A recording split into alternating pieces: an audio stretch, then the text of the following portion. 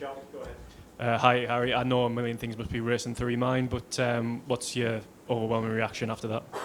Yeah, disappointed, but extremely proud. Couldn't ask of much more as a captain, to be honest. I think we've had an amazing campaign, and I said the other day that we're never out of games, and that's proven again tonight that we were in the game all the way until the last over. And yeah, I'm just extremely proud of the boys, and all the boys should be extremely proud of themselves as well. Jacob was awesome. Obviously, he took the headlines tonight. I mean, not for the first time this winter do England really have a gem on their hands there? Yeah, absolutely. He's a phenomenal player, as we've seen tonight in a high-pressure situation against India on the home turf as well. The way that he played that innings there was just phenomenal. And again, he should be extremely proud of what he's done tonight and this whole winter, and even into the back end of our summer. He's been unbelievable. He's going to have a hell of a career with England, and I'm looking forward to hopefully spending a lot of time with him in the future. And there was a bit of a crossroads moment in India's innings. Did that drop of Samson sort of play on your mind quite a bit? Yeah, catches win matches, don't they? And unfortunately, it didn't stay in my hands. And yeah, it's just one of them things. Unfortunately, I didn't catch it, and he played a very, very good innings as well, and arguably won him the game. Does it linger? Did you keep thinking about it, or do you just sort of park it and move on? Yeah, obviously it's in the back of your mind. I kept on looking at the scoreboard, and he was piling the runs on. I was like, well, I'm going to have to get 89 tonight. And yeah, it's not ideal, but yeah, it's happened now. Just lastly, your first tournament in the books. I think you obviously touched on it a little bit earlier, saying you were proud, but how do you reflect on the tournament?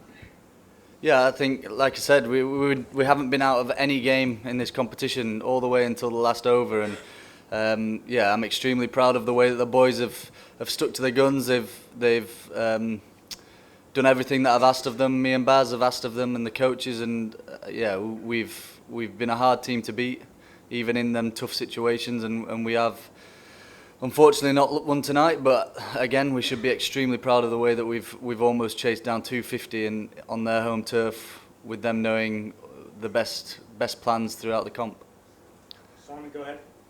It's the most runs England's ever conceded in a T20, and the most India have as well. But can you just talk me through your thinking and your decision making as you were trying to stem the flow? Yeah, it's tough. They just have batsmen coming out of everywhere.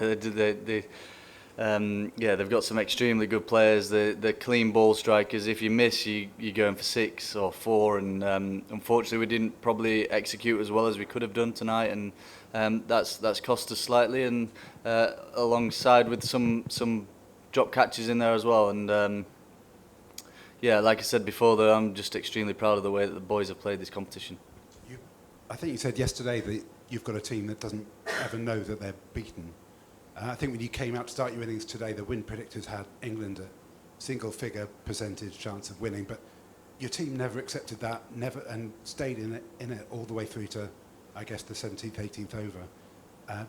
Does that make you? I mean, how does that make you feel?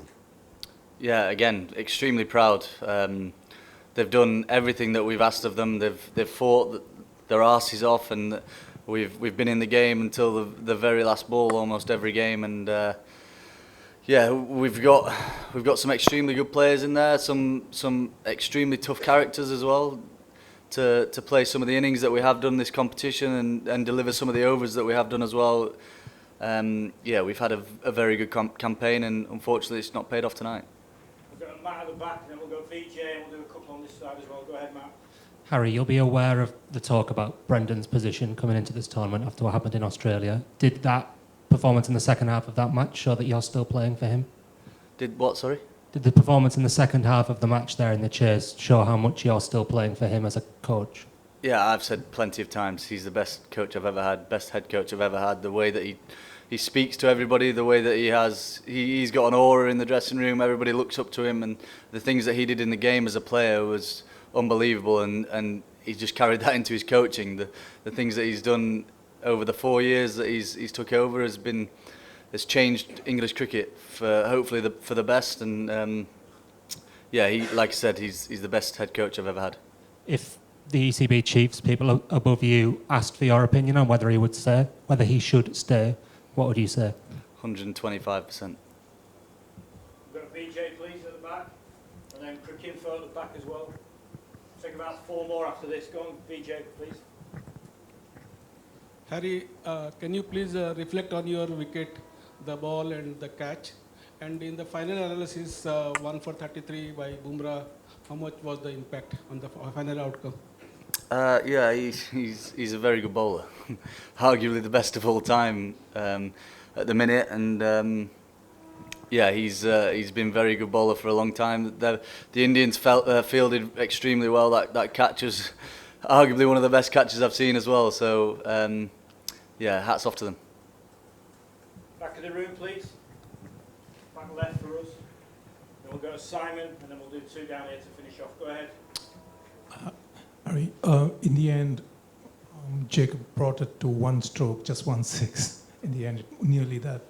Can you talk about, you've played similar innings in your career, what happens in a T20 in the pressure, when the pressure keeps building up and you still are in that zone as a batter? And can you relate that to what Bethel did today? Yeah, he was in his own bubble, and it's an amazing feeling. You feel like you could hit nearly every ball for 6, and it was one of them innings tonight that he's pulled off, and it was a ridiculous knock. And like I said before, he should be extremely proud of what he's done tonight and this winter. He's been phenomenal, and he's going to be a very good player for England in the long run. Simon, one here, and then we'll finish with Go ahead, Simon. T20 cricket is very difficult tactically for a captain. I think you haven't much time to think.